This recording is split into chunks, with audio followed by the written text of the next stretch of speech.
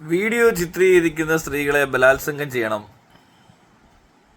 ദീപകിന്റെ ആത്മഹത്യയുമായിട്ട് ബന്ധപ്പെട്ട് ആഹ്വാനമായ BJP പ്രവർത്തകൻ തൊടുപുഴ സ്വദേശി അജയ് ഉണ്ണിയാണ് ആഹ്വാനം ചെയ്തത്.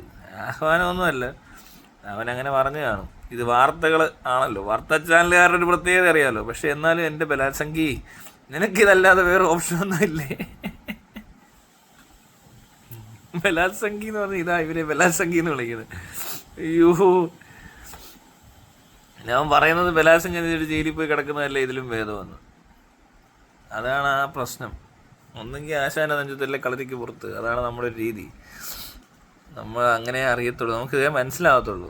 ഇവൻ BJP സ്ഥാനാർത്ഥിയായിരുന്നൊക്കെ പറയുന്നുണ്ട്. ശ്രീചിറായൊക്കെ BJP സ്ഥാനാർത്ഥിയായിരുന്നു. അതുപോലെ ഇപ്പോഴാണ് പുള്ളി തൊടുപുഴയെന്ന് എല്ലാവരും അറിഞ്ഞു വരുന്നതേ ഉള്ളൂ. കൂടുതൽ അറിഞ്ഞു കഴിഞ്ഞാൽ അവനെ അവിടെ മിക്കവാറും MP ആക്കും ഇവർ. ഇങ്ങനെ പോയി കഴിഞ്ഞാൽ ഇങ്ങനെയൊക്കെ സംഭവിക്കുന്ന നാടാ. അവന് കാര്യം മനസ്സിലായിട്ടുണ്ട്. അവൻ പരിപാടി തുടങ്ങി. ഇവൻ വിജയത്തിലെത്തും, ഉറപ്പാണ്. അടുത്ത പ്രാവശ്യം ഇലക്ഷനിൽ ജയിക്കും. അത് കഴിഞ്ഞ് പിന്നെ MLA ആവും, MP ആവും. എന്നിട്ട് പിന്നെ നാട്ടിലിറങ്ങിയാണെന്ന് പിച്ചും പേയും പറയും. ഇതിലും വലിയ ഊളത്തിലൊക്കെ പറയും.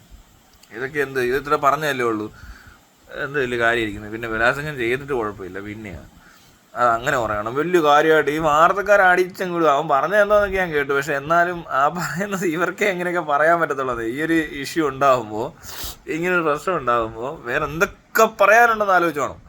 പക്ഷേ ഇത് മാത്രം പറയുന്ന ഒരു പ്രത്യേകതരം ആൾക്കാരാണ് ബലാത്സംഗികൾ.